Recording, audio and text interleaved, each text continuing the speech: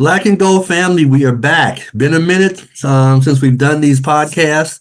And yeah, guess what? You can see us now. It's not all audio anymore. Our brother has figured out how to do Zoom. And honestly, I couldn't come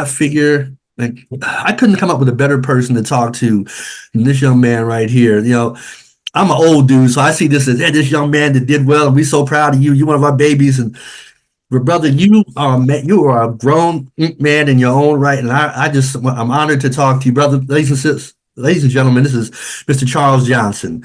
How you doing, man? Listen, I appreciate the intro. By the way, I'm doing great.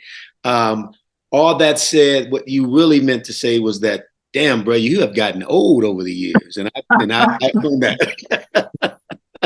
Well, just remember, no matter how old you get, I'm way older. James, it's good to see you, man. I really appreciate the invitation to come on and just rap with you. Brother, it was good catching up with you back in November. It's wonderful to catch up with you today. And, what I want to do, I'm going to jump right into this, man. I'm always more interested in the person than the thing. And what I want to know about you, man, is tell me about you. Tell me about the people who made you you. You're from Detroit. Talk about that. Talk about the family, your parents, people that made you who you are today. I love how you phrased the question, right? Because that's exactly who they are and the role that they played in my life. And you mentioned my parents, and it starts there. And I don't take for granted that is always the case. The neighborhood I grew up in Detroit, maybe 50% of the people who were my peers would answer that question by saying their parents, plural. My parents, albeit divorced when I was 8 years old, both played a continued prominent role in my life. And it really starts, my mom was just, it's interesting. My mother was one of those moms that, I'm one of 7 children.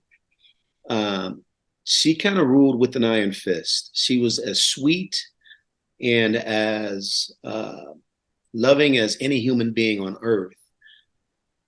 But she raised us with an edge because her fear of danger striking any of us at any given point was overwhelming for her. And I've always thought, on one hand, we were blessed and fortunate as kids to have a mom that cared so deeply for us.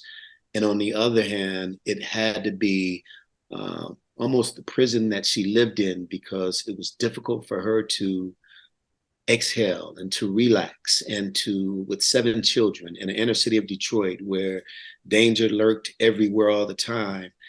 It didn't allow her in many ways to just express a freedom and a joy for life, because she was so concerned about her children.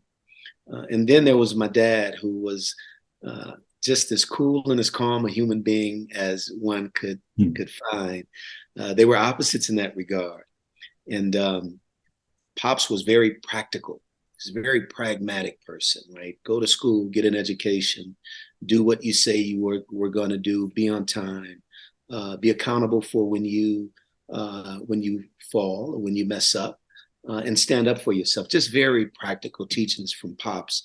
And so, again, I was fortunate. I was the 5th of 7 children, James, and the first to have an opportunity to get college education. Incredible siblings. To this day, we're all here, and we're all extremely close.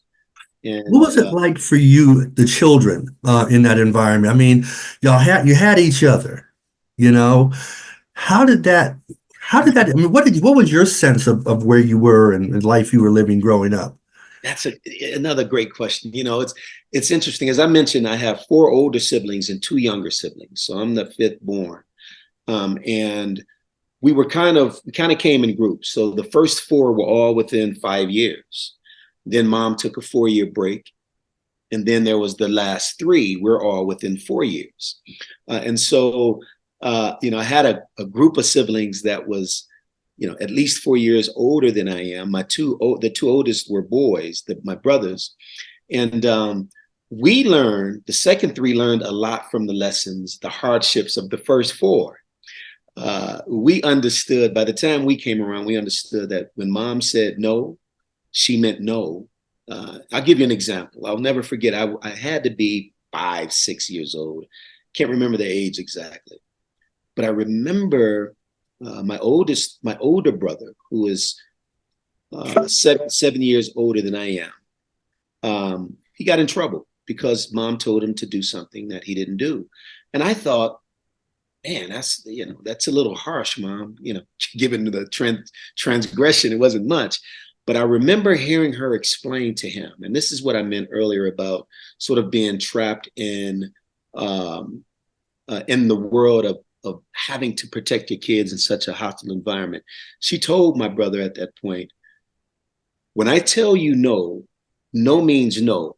I don't want you to talk back. I don't want you to inquire as to why I said no, because, and she gave this very vivid sort of example of, I could walk in this door and there could be someone with a gun to my head and I could see you coming towards me. Now, they may not be in sight of, you may not be in sight of them, or they may not see you, but when I tell you to no, stop, and you keep coming, it could be the difference between life and death. And so it was just I remember that and I'm thinking, mom is right, but man, that's hard. That's a hard, like, world to live in. That sort of example and fear occupied her to the point where, I think it consumed her in a lot of ways. Now, was your were your parents both from Detroit, or did their families come north, or? Oh yeah. Oh yeah. My family was like 99% of Black families back then, where the families migrated from the segregated South. My mom was born in Shreveport, Louisiana. I had an extremely, extremely hard childhood. And my dad was from Atlanta. They both migrated north to Detroit with their parents in the late 40s, early 50s. And, chasing those manufacturing jobs with the big three. Both my parents ultimately got a job with Chrysler Corporation. My dad worked there for 35 years. And my mom worked there for, I think, 22 years. And it was interesting too, because, those jobs did a lot for families back in the Rust Belt, as we call it now. But the 70s, when the Japanese started making cars in particular, I'll never forget this. I was a youngster. Things got real tight. And, I was born in 1969. So the volatility of employment. And I mean, we went from a working class family to a poor family, depending on whether or not my parents were laid off, right? And they would get laid off and then they would be reemployed, laid off for 6 months, then reemployed. I remember times when we knew, like, when things were really tough, mom couldn't afford to pay the water bill. And we knew how to dig up the spot in the front yard to turn the water back on once the city turned it off and left. And it was just a sort of a cadence of survival. It's how we survived. And so all the dysfunction, if you want to call it that, became just, sort of the cadence of our lives. And it was normalized from that perspective. So didn't really have a perspective beyond that became the norm. I was going to say, I taught in inner city Baltimore. One of the things I noticed that the children couldn't see past that North Avenue, which was the major street there.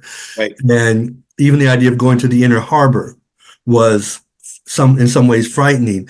I get a sense that that's similar to what you're telling me here, that there may be places in Detroit you might have known about, but that wasn't where you went. That's right. It's so interesting. It's and there's a broader context and framework to this, but the world for me up through 8th grade was just the neighborhood. And the neighborhood really was about 6 blocks on either side of the street that we lived on.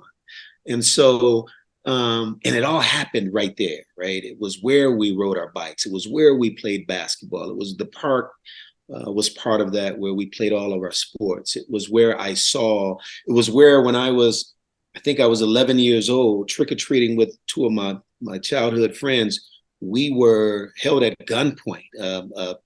Older guy came and we were going from one street, we're crossing the alley to another street, and he put a gun up. He just held a gun up to us and said, "Give me your candy." One of my friends wanted to fight him, and I'm like, "Dude, we're giving them all this candy," but it all happened in that That area. 6 block radius, and that was the world.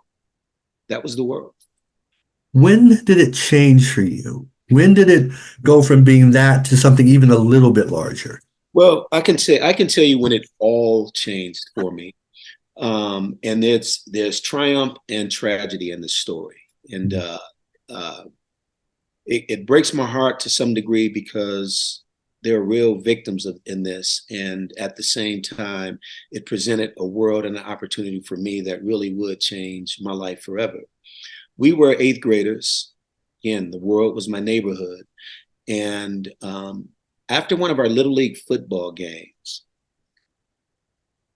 a white gentleman and an older gentleman and two African American young men, high schoolers, came up to us and asked if we would be interested in attending Detroit Country Day High School, which was one of the top private schools in that region of the country, even the nation.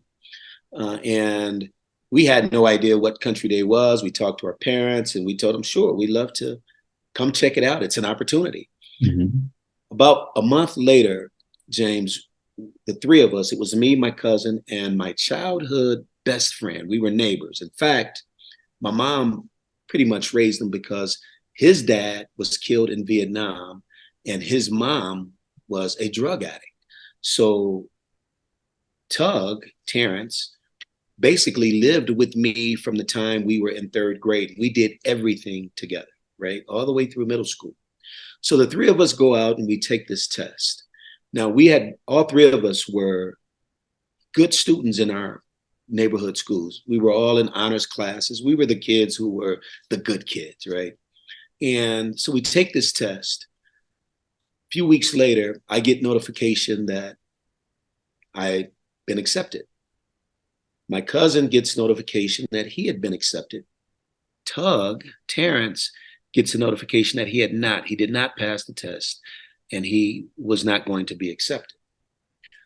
Fast forward, within 2 years, let's say my sophomore year at Detroit Country Day, my life and my cousin's life was on a trajectory that was taking us to some incredible places. Tug became, by the time he was 16, a neighborhood drug kingpin. He was running the neighborhood and running the drug scene in our neighborhood. We were brothers, and so I was always, he'd moved out obviously, but I was always concerned about him. I talked to him every day. I end up getting us coming out to Colorado, coming out west, having never been west of Chicago in my life. I come to Colorado to, by virtue of ultimately a football scholarship. This was in 1987. James, in 1990, I am on national television playing as the quarterback for a national championship in the Orange Bowl. My brother Tug was in Michigan State Penitentiary serving a 15-year prison term. He never saw a day of freedom in the 90s. Fast forward, December 17th, 2011, Tug was murdered in the neighborhood that we grew up in after getting out of prison and trying to change his life. I share that story because I go back to where it all started. And this chance outcome of a test being taken was the difference between life and death. And quite frankly, James, I'll never forget this test because I didn't think I did all that well. And the conclusion I've come to is that they thought I was just a better football player than Tug. So they were going to give me the scholarship to go to Detroit Country Day regardless. Hmm. And it breaks my heart because the guy was brilliant. He was Tug is a Tug is a doctor or an attorney or a community leader. He had all of it. He was charismatic. Everyone loved him. Uh, but that chance outcome of a test being taken completely changed and sent us on different paths. This resonates for me. Um, my father grew up in West Baltimore, and just look at Detroit and put Baltimore is Detroit on steroids. Oh yeah. And that's no slight on Detroit. Detroit, but Baltimore it's got some stuff. And Baltimore was one of the few cities I visited in my life where I was like, whoa, okay, this is a little different even than yeah, Detroit. that's Homicide, The Wire, The Corner, all of that. He was 18, and he and his best friend were going to go join the Air Force. This was 1952, somewhere in there. Um, and so he goes down. He said, "Man, let's go. Let's go." He was a friend's house. Friend doesn't go, but he goes and enlists. For the next 30 years, he sees the world. He gets to sing with Junior Walker. He gets to meet Erwin Rommel's son, who's the mayor of Stuttgart, Germany. He goes to Japan, and you name it. He's just all this stuff and 30-year brilliant career. His friend, Muscles, spent that same time period in and out of prison. Yeah. And, Dad says, it's one moment, that one good day or that one bad day, that makes a difference in your life. And Right. you don't always think of it as being when you're so young. You usually think of these turning points as being when you're in your 30s, 40s, 50s, but you're not even grown yet. And that moment did something, dramatically change who the two of you young men are. The same person, really, in some ways. That's right. That's exactly right. And you said it right. The tragedy of it is Tug was 13. We were 12 or 13 when we took that test, and it was the difference. It made life or death. And again, this wasn't even a decision he made, right? He just Yeah. And then you make the point of, for the millions of kids across this country who grew up in similar circumstances, oftentimes it is a decision at 12 or 13. Like, why or how is it that in this world, in this country, that the decision that a 12 or 13-year-old makes, or a 14 or 15 or a 16 or 17-year-old, is the difference between life and death, or prosperity, or progress, or in prison? For too many Black boys, Black people, period, that is the condition, the reality, which I think, getting back to Mom's sort of paranoia about the outcome of a singular bad decision. I have to ask you this. Why Colorado? Of all the places you could have gone, why there? Yeah. Why not Michigan State? Why not Ohio State? I mean, they're all in the area. Why Colorado? Yeah, it's a great question. And the answer is extremely simple. It was who offered me. It was who gave me an opportunity. And as you know, particularly back then, look, I was a 5'10" and a half, 160-pound African-American quarterback in 1987. Every school that recruited me, with the exception of Bill McCartney in Colorado, recruited me to play a different position. Every major school, so Michigan State, anyone I talked to wanted me to change positions. I wanted to be a quarterback. Colorado offered me that opportunity. And as I mentioned earlier, I had never been west of Chicago in my life. And when I got to Colorado, James, and you've experienced this, I felt like I didn't realize I was still in America. I didn't think that, or didn't know that there were parts of this country that looked like it actually looked when I came into that scenic overlook after 36. I had 36. And here's the other thing I neglected to mention before I went to Country Day. So birth through eighth grade, I thought that there were only a handful of white people in the world. I didn't have any white classmates or teammates or teachers. The businesses were either Black owned or owned by people from the Middle East, because that was the big minority population in Detroit. And so I thought that that white people only existed or primarily existed on television. And so that was another, sort of blast of reality that I dealt with before I got to Colorado. And of course, realized even more once I got to Colorado that, hell, the white kids in Colorado probably think that there was so few of us that all Black people are just the ones that are on television. So it was an education before I even walked in the classroom from that perspective. Talk about the first day, the very, very first day you're on that campus. You're looking around, you've seen the view. I mean, there's not a one of us who's been there who doesn't talk about coming up over that hill on I-36 and watching the whole Boulder Valley unfold in front of us. But then you get there, you got to get your room, you got to do all that kind of studenty stuff. What was that day like? It was terrifying, because I didn't have a clue about what I was doing. I knew how I got here, but I didn't know what I was doing, right? And so everything felt like I was clueless, and I also felt like I was the only one who was clueless, not knowing that I had there were a number of other people. This is what I recall feeling, and I remember feeling unsafe. There's an irony there, right? Feeling unsafe coming from Detroit to Boulder, but there was a lack of familiarity with anything or anyone for the most part, and I remember feeling vulnerable and unsafe because I had zero knowledge of anything that was happening around me. You started to study. What were you studying at first? I was poli-sci. Poli-sci. Why poli-sci? I think that had a lot to do with my dad. It was just kind of in me. I grew up watching CNN and the local news. I mean, my dad was a political junkie.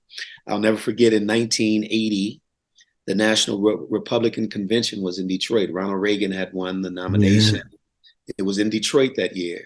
And I was 11 years old, and all the commercials were so cool with this convention coming to town, and the way it sort of promoted the city. And Detroit folk, we're proud. It's the D, right? Motor City. And I asked my dad. I said, Dad, why are we not Republicans, man? This stuff looks cool.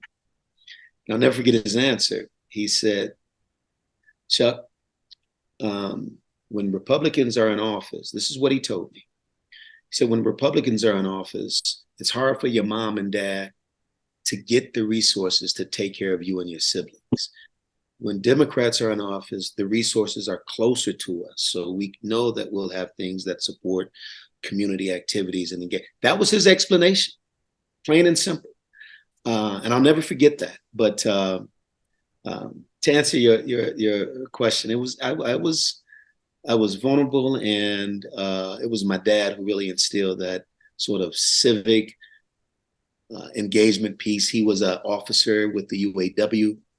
And so I would canvass neighborhoods with union paraphernalia and literature all the time. So that's how I originally got involved in politics. So I want to talk about the balance, because now you're clearly on you weren't on an athletic scholarship at first. That's right. You were there as a student. And how was that transition for you? Because you were there to do one thing that you really weren't there to do, but you were, but you weren't, but you were, but you weren't. How was that? How were you navigating that? Yeah, especially in a weird place. Yes, and so this is another one of those. You kind of just You figure it out after about a semester. By the way, you're right. I was what they called a preferred walk-on. The year, my freshman year at CU only had 14, 13 scholarships that year. The normal allotment of scholarships per incoming freshman class for a football team, somewhere between 20 and 25. So there was an unusually low number. Bill McCartney asked if I would take a leap of faith, basically, and come on as a preferred walk-on. And after the first semester, he would put me on scholarship. He did exactly what he said he would do. So I never felt like I was not a quote unquote scholarship athlete until my sophomore year, when it was October of 1988, James, and we were getting ready to play Oklahoma. And it was the night before the game. We're on the field stretching, getting ready for practice. Two gentlemen in suits came on to the field and they were talking to Coach Mack. You know, as 18, 19-year-olds, everyone's kind of like, uh-oh, who's in trouble? Did somebody do something? And they came to me. The three of them came to me. And they said, CJ, now I'm on scholarship now. I'm a full participant.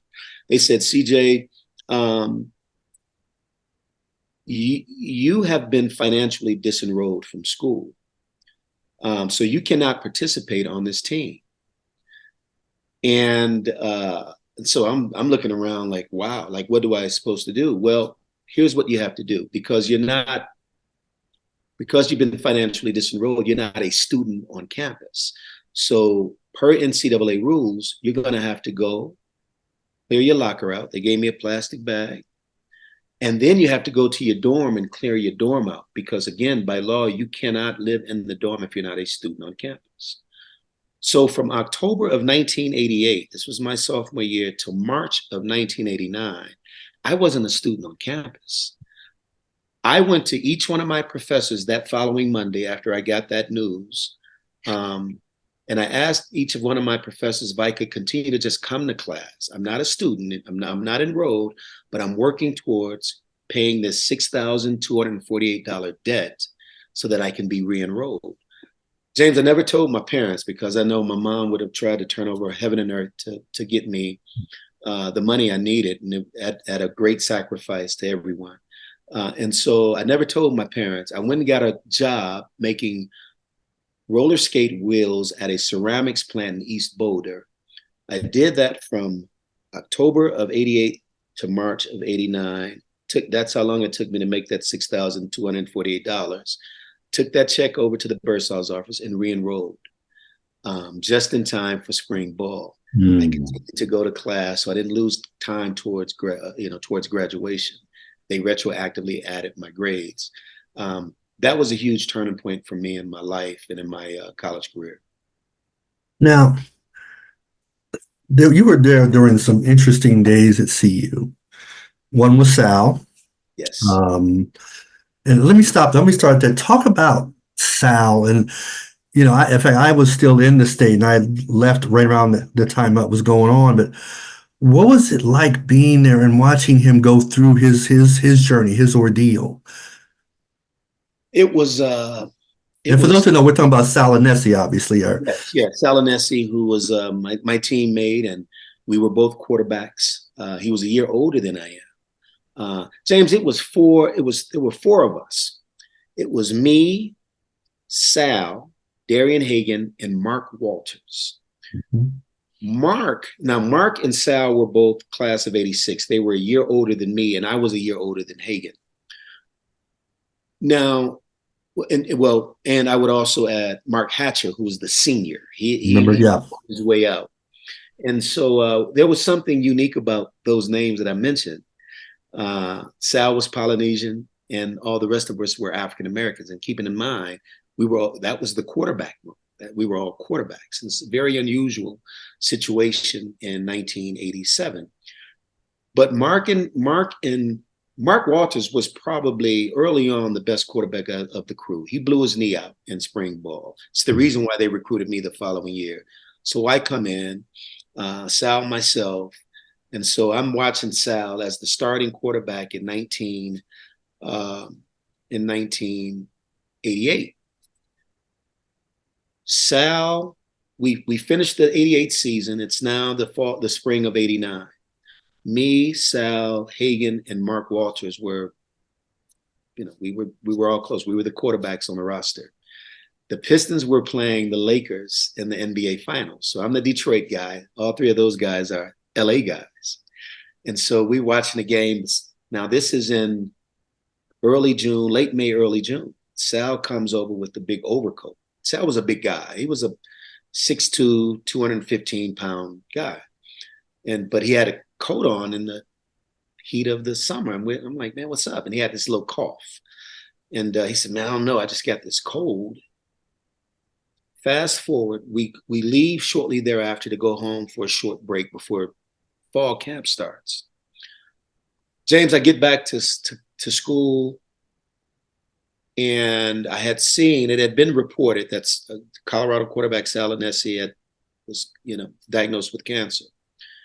Well, when I got back to school, Sal was not present at practice because he was battling cancer.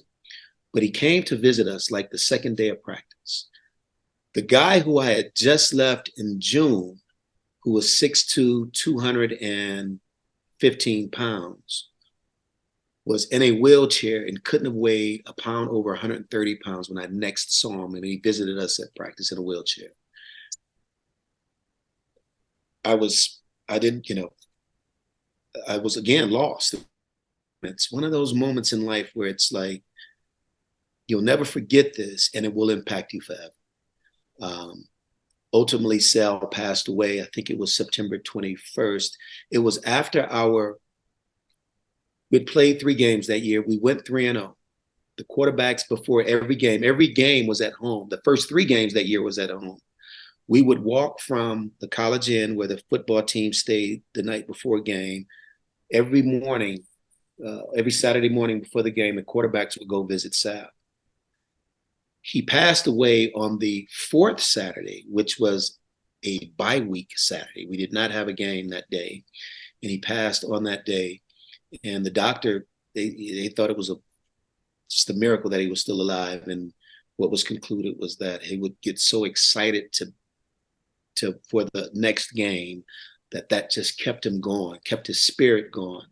And on the day that we did not have a game is when he passed. That was a hard lesson, particularly given all that had taken place prior to with Christy McCartney and having the kid with Christy, who's an amazing guy now. He's a coach in the NFL. I saw, yeah.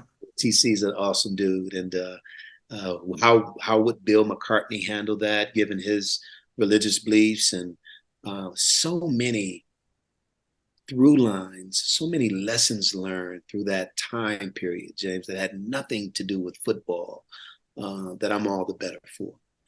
I remember, and correct me if I'm wrong, that next game after the bye was at Washington, I believe, wasn't it? Right. That's exactly. And I remember everybody pointing.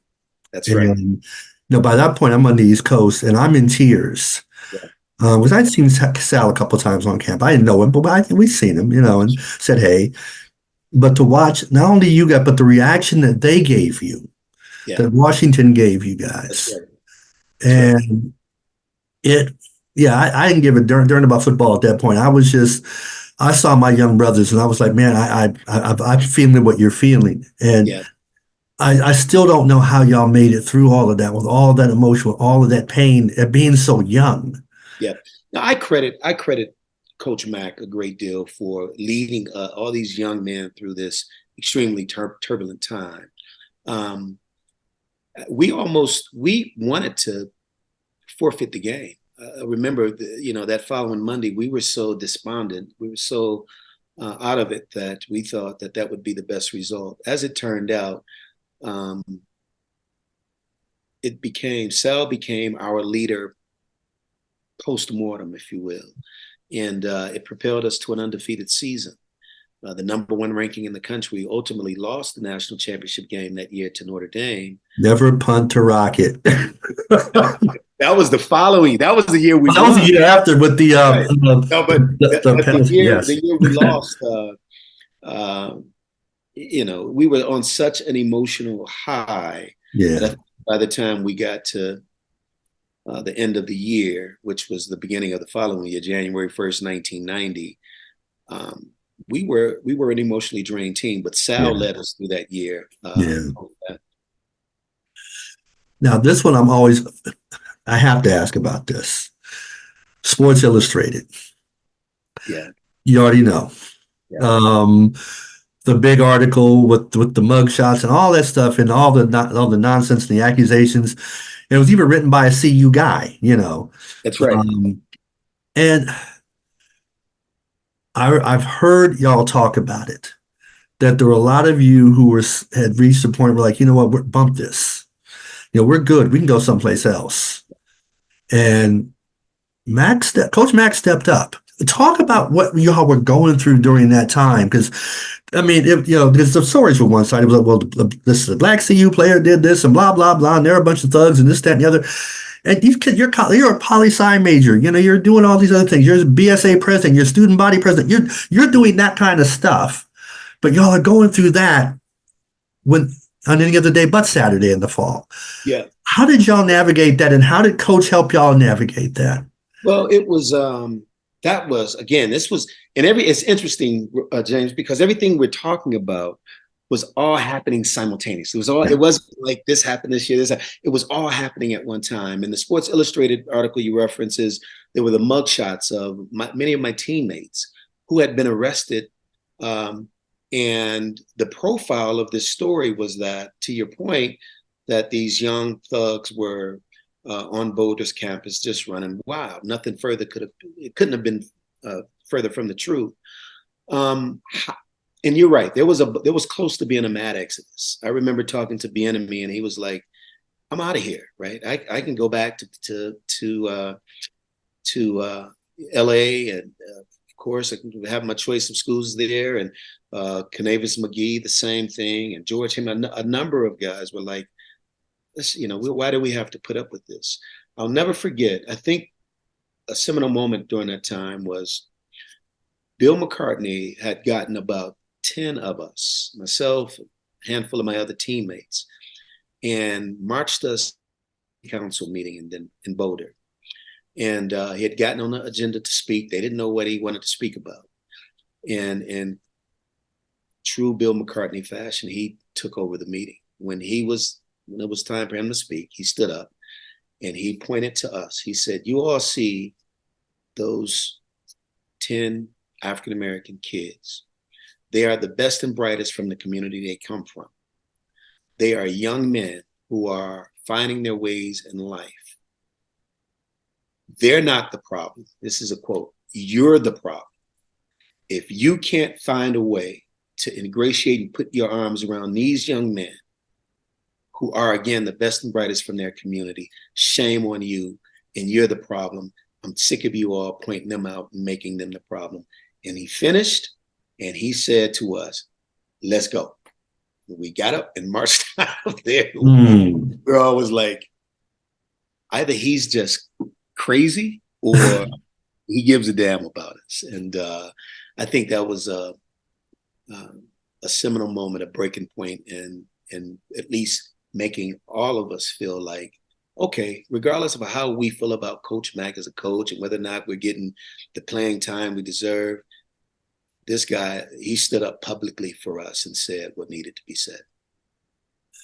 Now you go into that year, and it was like you and Darian pretty much, right? Or yeah, now in '89, yeah, it was. we started out with the tie with Tennessee, and then we talked about we won't mention Missouri because they talk about it enough.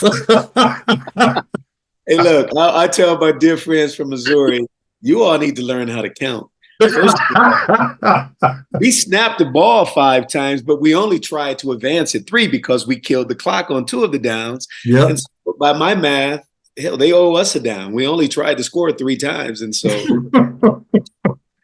Look, they have a club. Apparently, they have a nightclub there called the Fifth Down. I mean, that is like the stuff of legend. I don't even know if I want to go back to Columbia, man. Yeah, I certainly don't. Not wearing my gear. I ain't wearing no CU gear to Columbia. That may not be good for one's health, but It's one of those things that never dies, man. It was October 6th, 1990 when that took place. Yeah.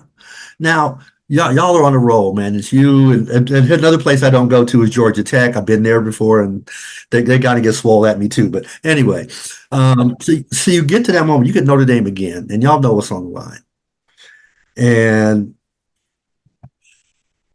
the game itself has been well documented, but tell me what that felt like going into that season, going into that game, especially given the backdrop of everything that was there, um, culturally and socially and personally for all of you. What was the emotion like, and how did you handle it? Well, it was interesting because keep in mind in '89 we had ran the table. We were undefeated until we lost to Notre Dame in the Orange Bowl. We were preseason number one coming back in 1990. Our season started out extremely disappointing. This was the most rewarding year of any year I've ever had playing football, playing any sport, because the expectation was not, we went from being the hunter to being the hunted. And so now the expectation was for us to be the best team in the country. Well, as you mentioned, our first game of the season, we tied Tennessee, right? The second game of the season, I think it was Stanford. We beat Eric Bieniemy scores on like the last play of the game at home. The third game of the season, we're heavy favorites against Illinois. We go to Champaign, Illinois, and we're winning, I think, 22-zip at halftime. They end up beating us like 24, 25-22. So we start the season 1-1-1. Again, that's a huge disappointment given what expectations were. We end up, that was shortly thereafter, the fifth down game. And there was a game against Texas where we had to rally from behind to win. I mean, it seemed like every game was just nip and tuck. And we found ourselves at the end of that season back atop the polls. We had to fight and claw and scratch to get back there, which landed us back in the Orange Bowl in a rematch against Notre Dame. And when it was over, I still think it's clipping. I don't care what anybody says. That's clipping to me. I tell I'll go to folks, my grave saying that was clipping. I saw Lou Holtz back in the mid '90s at an event, and I went and talked to him, introduced myself. We had a fun conversation about the Orange Bowl, and he, Coach Mack, he had relayed a story to me that Coach Mack said to him. He said, "Your coach tells me that Tim James, the guy who got clipped, is recover. He's recovering finally from that back injury that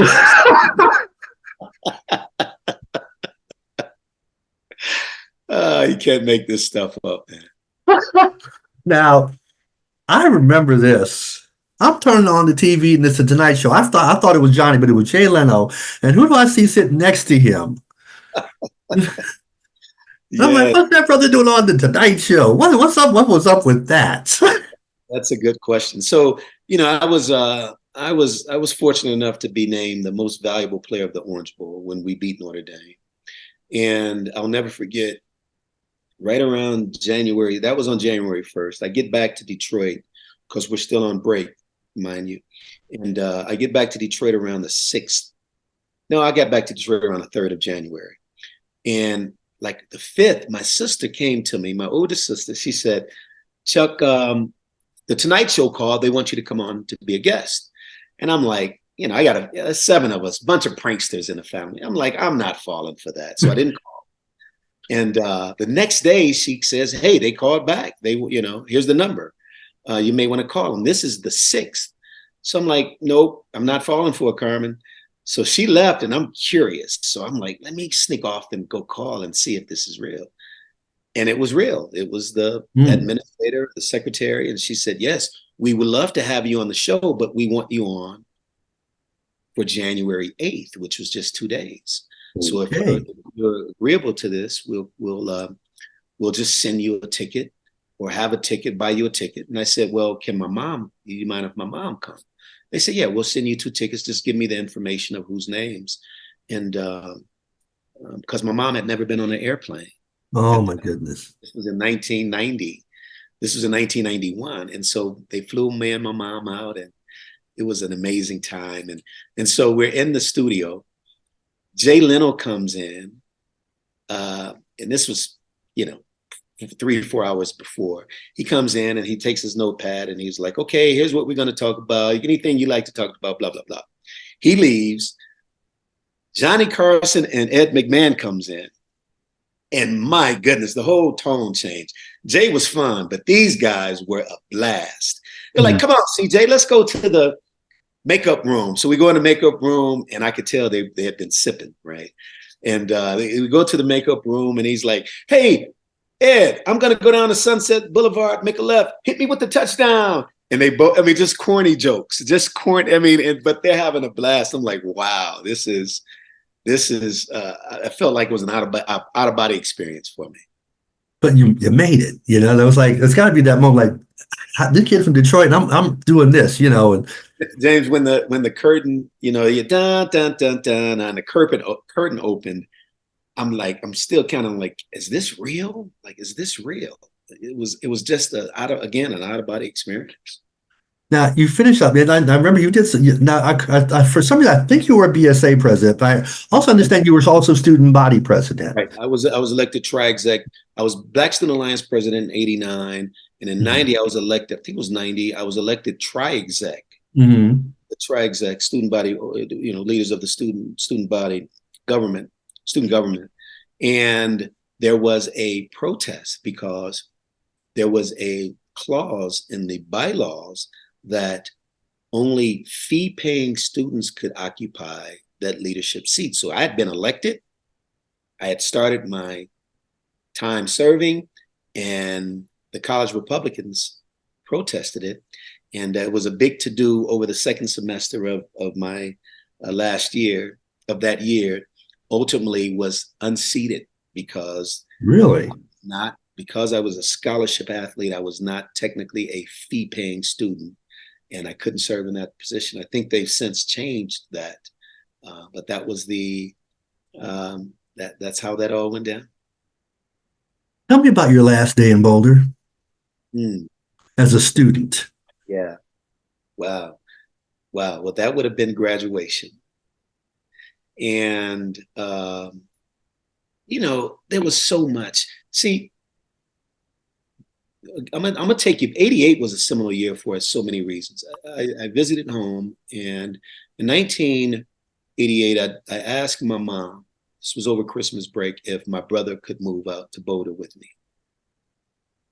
Because he was at Detroit Cooley High School.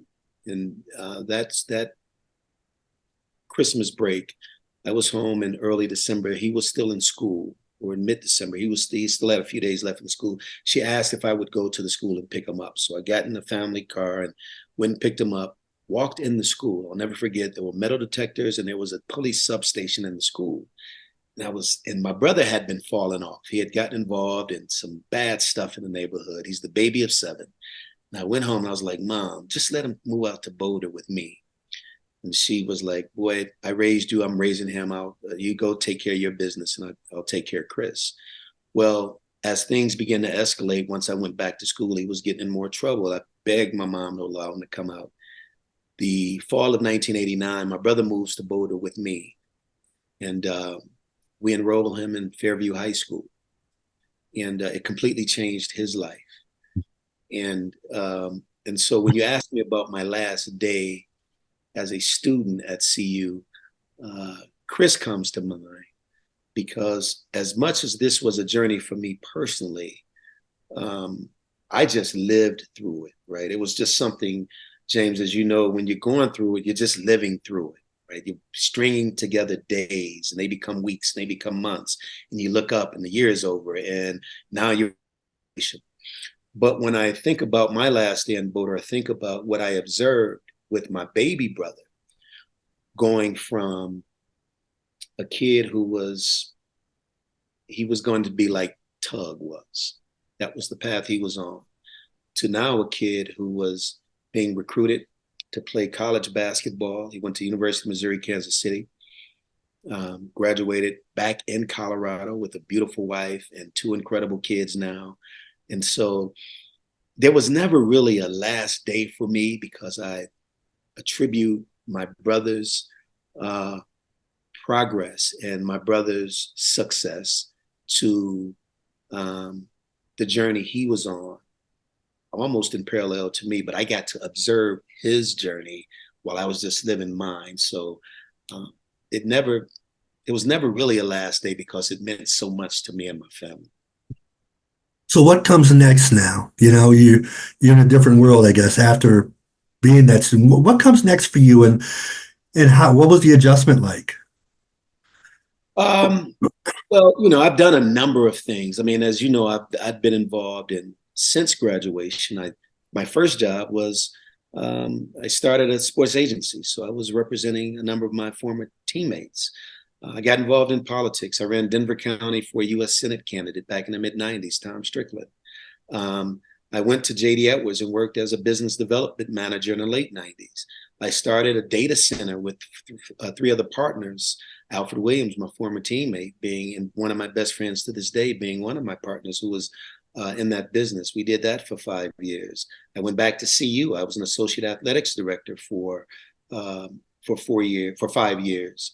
I was a radio personality in the market for a number of years. I won an Emmy for a television show that we did called Live at the Barbershop back between 2003 and 2007, somewhere in that time period. I started a consulting company when the Affordable Care Act became law, and I was consulting in the healthcare industry, kind of closing the gap between underrepresented communities and healthcare industry. I ultimately went to Ball Corporation, where I served most recently as the Vice President of Diversity, Equity, and Inclusion for a Fortune 500 company. I am now a candidate for the CU Board of Regents. I mean, my life has just been, it's interesting. Um, there is a bunch of through lines with everything that I've done in my life, but there's no linear path to it, if you will, or as it would make sense to most people. I've just always been, I think I got this from my mom. I've just always been one who, there was always a calling for me to do something.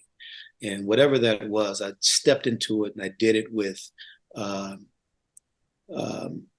with full commitment and dedication. And when it was time to move on to something else, I just never been afraid to just do that. And that's how I've lived my life. And it's interesting. I've often written and researched pieces and talked about the journey for especially for African Americans is never really linear. It's always sort of episodic, for lack of a better way to put it, because there's this high, there's this low, there's this left, the right, there's a back and up and a down. And eventually you get to that point that other people just go from A, B, C, D, check off the boxes and they're there. That's right. And you sort of come hither and yon to get to that point. And I think about some of the people whose lives you have touched, or same some of the people whose lives have touched me. Like I do want to talk about the great Theory Smith, who was a dear friend of mine, a brother who I to this day I miss, and talk a little bit about him and the impact that young man had on your life. Well, Theory he was the voice of Black Denver, if you will, with respect to radio and sports. He was just an iconic figure who I met when I was a student at CU. And we developed this relationship that really spanned from the late 80s all the way through the day he passed away, which was, it was August 24th, 2009. I mean, he got me involved in radio. He was the one who invited me on to be a part of his show, myself and Alfred Williams. And he nurtured us. People don't necessarily equate the word courage with being a member of the media, if you will. This guy exhibited so much. He was one of the most courageous human beings I've ever met. Because what I discovered, and I know you know full well, is being an African American and in Denver and having a voice that the majority of your listeners are not African American, if you will. And to be able to, when you're talking sports and having opinions about games, that's the easy part. But where there's a cross section between culture and athletics, which it always offers us up an opportunity to have these conversations. We tend not to want to have them, but theory would have them. And I discovered some shocking realities about the blowback that a Theory Smith or Charles Johnson or Alfred Williams would get for having opinions about things that were not sports related, but that were part of culture, and it happened to sort of unfold within the sport. It could be jarring, right? I mean, the nerve of you to come on our sports show, these are listeners, and talk about things like Mahmoud Abdul Rauf protesting, right? Like he's a bum. Kick him off the team, get rid of him. He's ungrateful. And to have a counter voice that says, no, you're wrong. I completely understand where he's coming from. Whether or not I agree with it or would do it, that's something else. But I empathize with this guy for standing up for what he believes. And what could be more American than that? More recently with Colin Kaepernick, same thing. You have to be rooted in something solid to take on the vitriol that would come your way. And it would happen in secret. People are brave when they are behind, when they're texting or when they're calling, but courage. Theory was just a model of courage. I've learned so much from him, but that was probably the greatest lesson, being able to stand up and voice your opinion in the headwinds of the vitriol that would come your way when you cross the line out of the day-to-day sports routine and talk about things that impacts us culturally.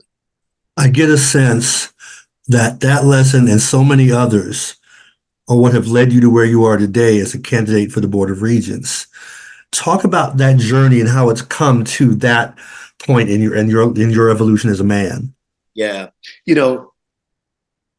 First of all, James, you and I share some things obviously in common, and the University of Colorado and being educated there is one of those things.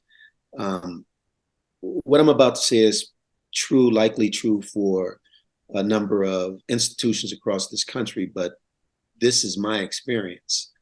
CU has afforded me so many incredible things in my life, and I'm grateful for it.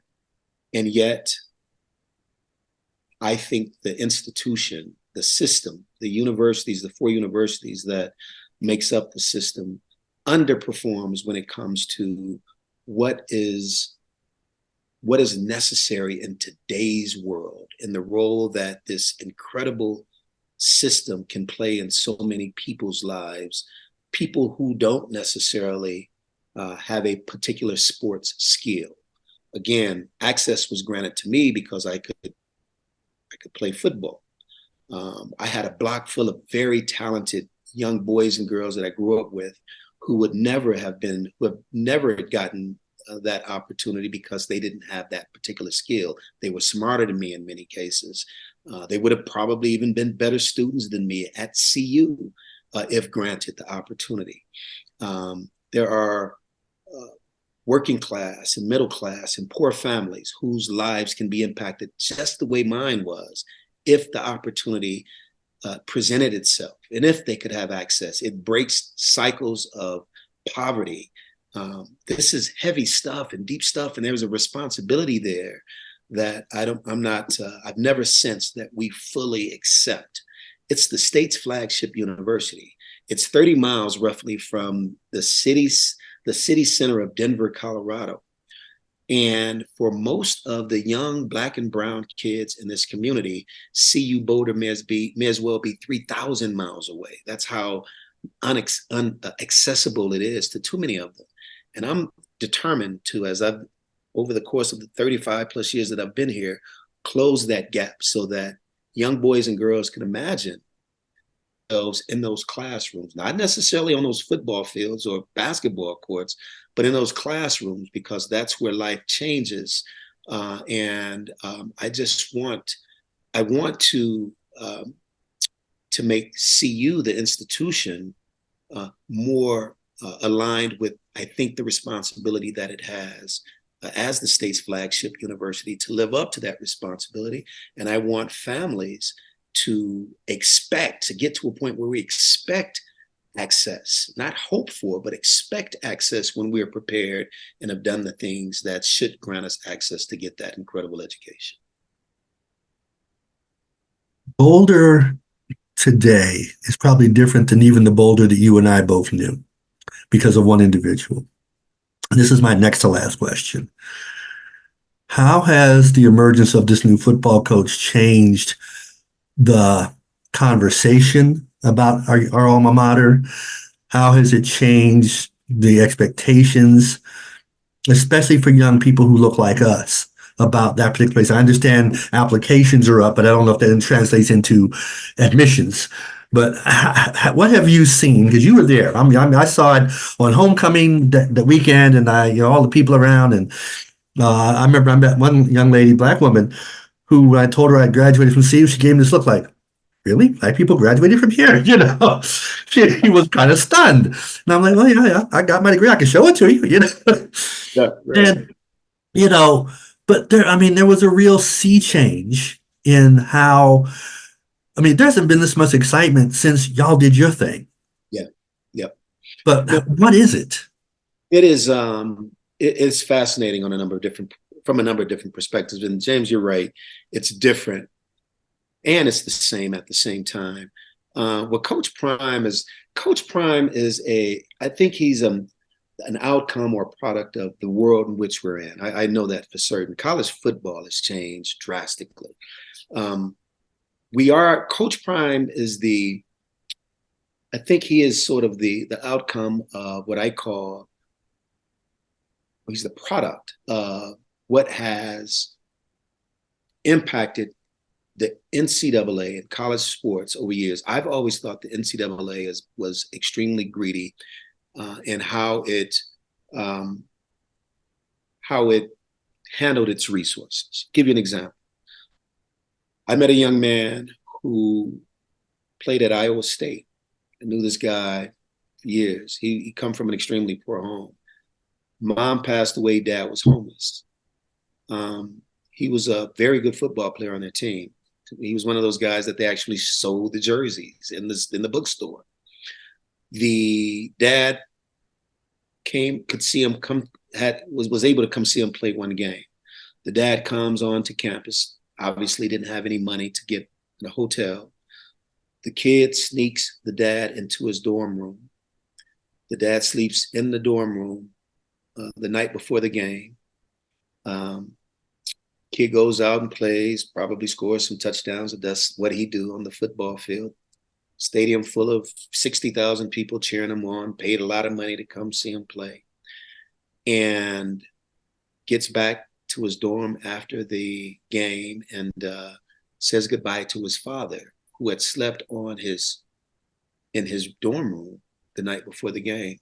And the way he relays the story to me is, it broke my heart because I knew my dad was going back to some shelter or street corner to sleep while I'm being applauded and celebrated. This image, which isn't all that unique, if you will, of the labor providing this largesse for universities and quite frankly, underwriting the cost of scholarships for tennis players and golf players and people who come from wealthy families. And his daddy couldn't afford a hotel room. So fast forward, I just mentioned that as a backdrop for now we have Coach Prime in a world in which the emperor has no clothes anymore. College football is about money. It's why UCLA and USC is in the Big Ten now. That's why there is no more Pac-12, and that's why there's no more Pac-12. And so, in many ways, Colorado becomes the epicenter of all of this change that's happening in this country as it relates to college athletics. And Deion Sanders he's the figurehead of this. And I've had an opportunity to spend time with this guy particularly during the course of the season. One of the most authentic, real people I know. And everything that he utters out of his mouth, particularly in post-game press conferences, is done with intent to deliver messages. This guy has said some of the most brave, courageous things about culture, the thing that we were just talking about, something that's foreign to sports, diehard sports fans. They don't want to hear about, particularly out of the mouth of an African American, about the lack of student participation on this campus, what we could be doing more to be more attractive to African American and Hispanic students. You got a football team that's 80%, but it was 80% before Sanders arrived. But when you look at black students, you talk about 1, maybe 2% on a campus that has doubled since I've been there. I was there half a century ago. Yes. And there were more of us on the campus then than there are today. That's exactly right. When I was the Black Student Alliance president, we are at about the exact same percentage against the percentage of the population against the percentage of the population as we were back in 1988 and 99. And yet we hear, getting back to what motivated me to get in this race and run for the Board of Regents, the message is the same every year. We're committed to greater access and being more attractive, and the outcomes are the same every year. Disappointing. But, you know, Coach Prime has just been revolutionary. And it's not just about football. In fact, it's less about football. His impact is less about football and more, quite frankly, about who we are as a culture, who we are as a people. I mean, the amount of revenue that he generated at CU when it comes to ticket sales and apparel sales and the impact that he's had on the businesses in Boulder. You can't get a hotel for less than $500 during a night during the season, Thursday through Sunday. It is just, it's been a bonanza economically. And am I correct in assuming in my because my understanding, and please correct me, I don't want to get this incorrect, is that essentially the money he made last year really wiped out a deficit. And or it would have been, the figure would have been even higher. Oh, absolutely. Oh my goodness, man. I mean, C was in athletic department was in great debt. Again, if it was just, if football was responsible for only funding football, we'd be in, there would be no deficit. But you have to fund you're basically on the hook for funding the whole athletic department.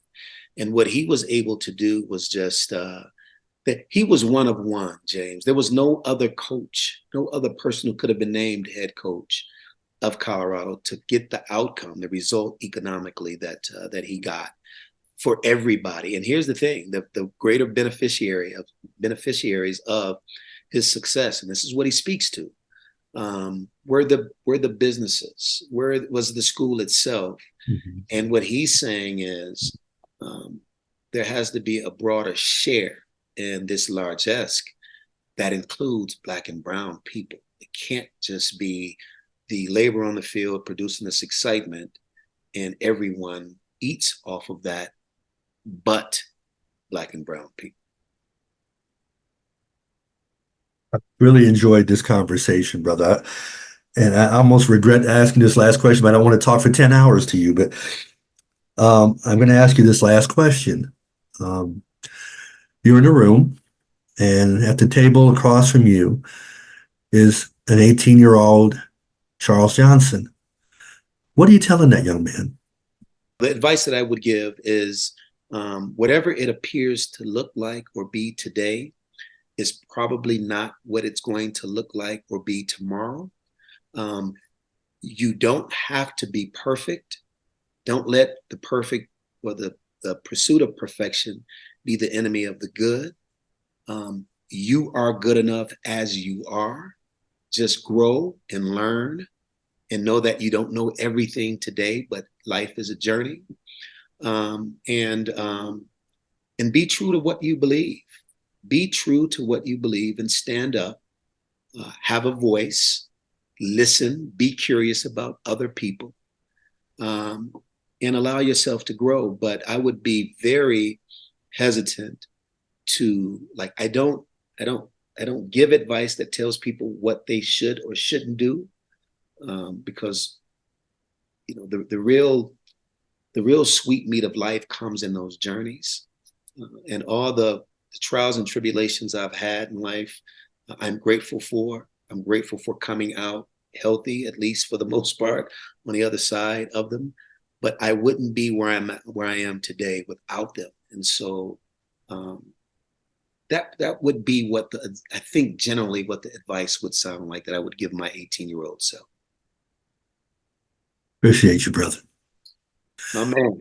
Proud of you, man. Oh man, I'm proud of you, James, and what you're doing. And the service you're providing all of us is immeasurable, and very few people, I'm guessing, know exactly what that is. But you're a real diamond, man, and you keep doing what you're doing, and it gives us a better chance to be better as people. Thank you, my friend. God bless. My man.